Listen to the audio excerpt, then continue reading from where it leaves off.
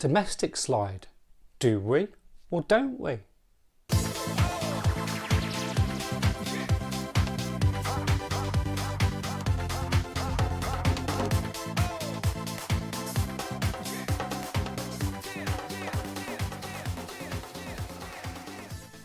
So at face-to-face classrooms, once the session is kicked off, the first thing we're likely to do is go straight into domestics, housekeeping, do's and don'ts, whatever you prefer to call them. And it's a really great practice. It helps your learners to settle in, makes them feel comfortable, cared for, they understand expectations, and ultimately it puts them in the learning zone. Think of Maslow's hierarchy of needs that relate to human motivation. Just by covering domestics in the right way can have an influence on all 5 levels of needs. Yes, all 5. So right from physiological needs all the way through to self-actualization. How's that possible? Well, the pyramid is based on a foundation of basic needs that must be satisfied before higher levels can be met. So if a learner is experiencing difficulty at any level, it is likely to affect another level, and it can certainly impact their engagement during L&D activities. Then what a great way to start a session. So yeah, sometimes they can be considered a little bit boring, but these things have to be covered, including health and safety, fire evacuation, breaks, bathrooms, the all-important time we're finishing, and stuff like that. But if we're now going to go virtual, do domestics really matter anymore? Heck yes! Now, there are clear differences between VCs and face-to-face classrooms, but there are more similarities. Our learners still need to feel safe, and they still need to feel cared for, and they still need to know expectations. And without any of that, you're risking disengagement. And with a virtual classroom, it can be harder to regain control of because your learners are both technologically and geographically split. So let's look at an actual domestic slide I use for real in my virtual classroom champion webinar, and I'll talk you through why I've chosen each category and the sorts of things I find really useful to cover. I find it a great pre-regulator of the environment, and most importantly, my delegates feel ready for the learning zone. So let's take a closer look. Here's my slide deck. Opening slide, and as you can see, it's really impactful with bold, bright colours, some visuals, and clear, sharp fonts. What am I telling my learners here? It's not going to be boring. And this excites them from the start and builds up a certain level of intrigue. Now, moving on to the next slide, this is my domestic slide. And the first thing you'll probably notice is it's not called a domestic slide. Why would I? How boring would that sound? I don't even call it house rules or expectations because we're dealing with adults here, and adult learning theory tells us adults don't want to be told what to do in the classroom, face-to-face or virtual.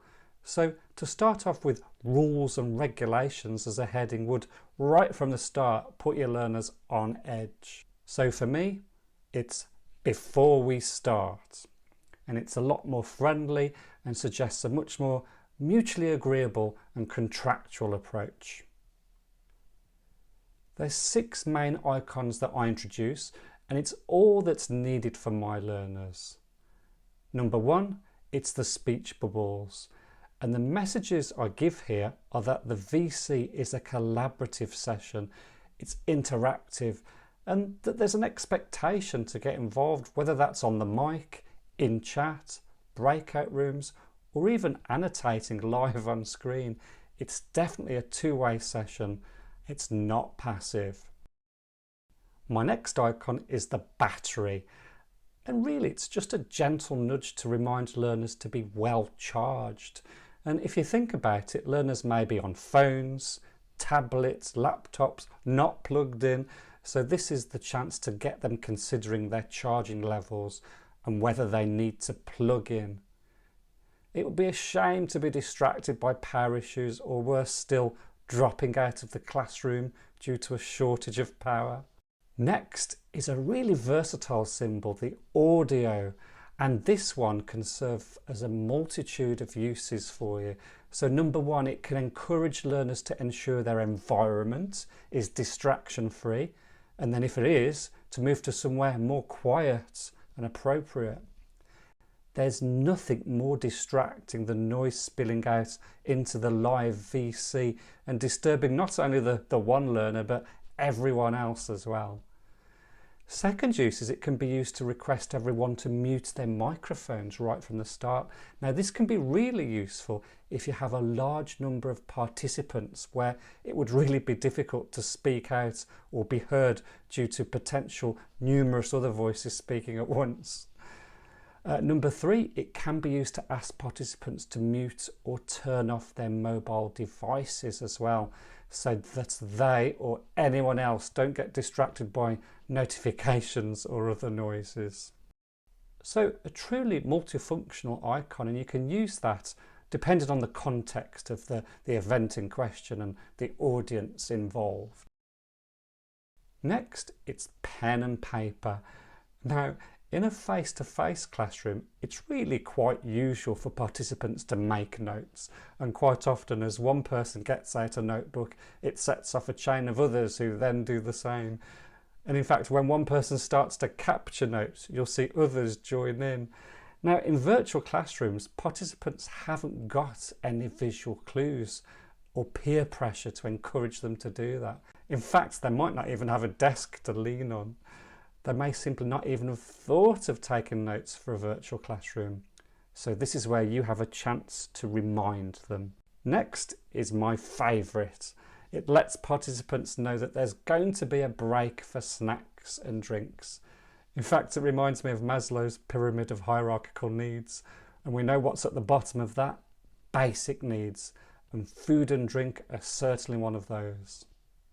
The final icon is the question marks. And this is an opportunity for learners to ask any questions before we move on, bring up any concerns or worries. And it can also be an opportunity for the learners to add their own ground rules or bring up their own expectations for the session. The collaboration begins and it continues.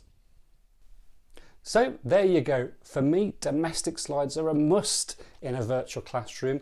They welcome people in, they settle everyone down, and they put them in a great place to learn. So if you've liked this video, please hit the subscribe and the like button below, and I'd love you to share your ideas for what makes a great domestic slide for your virtual classrooms.